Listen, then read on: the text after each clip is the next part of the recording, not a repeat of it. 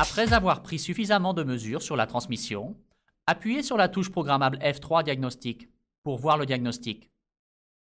C'est aussi simple que ça. Le testeur vous fournit rapidement un diagnostic sous la forme de texte de l'état de votre équipement, de la gravité et de la position réelle de la panne. Rien de plus simple que d'interpréter l'échelle de gravité du diagnostic. Pour les pannes légères, aucune intervention n'est recommandée. Surveillez la machine et effectuez un nouveau test après une opération de maintenance normale pour vérifier que la maintenance a été correctement effectuée.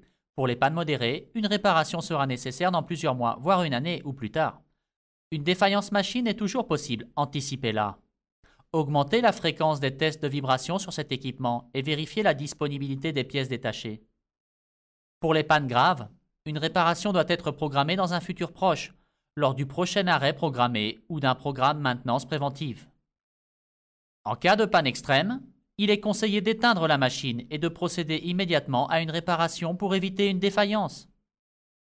En cliquant sur Historique, vous pouvez voir le diagnostic reçu lors de la dernière prise de mesure. Il est aussi possible de consulter les détails de ces pannes. Pour ce faire, appuyez sur F3 et affichez les pics cités. Pour voir les spectres en mode graphique, appuyez sur F2.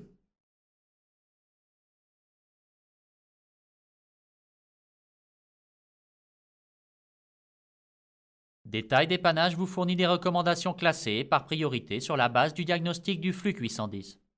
Le testeur de vibration Fluke 810 vous fournira les informations dont vous avez besoin pour prendre des décisions appropriées de maintenance sans perte de temps ni d'argent. C'est le moyen le plus simple de résoudre les problèmes de vibration et d'obtenir rapidement les réponses dont vous avez besoin. Pour plus d'informations, rendez-vous sur fluke.com.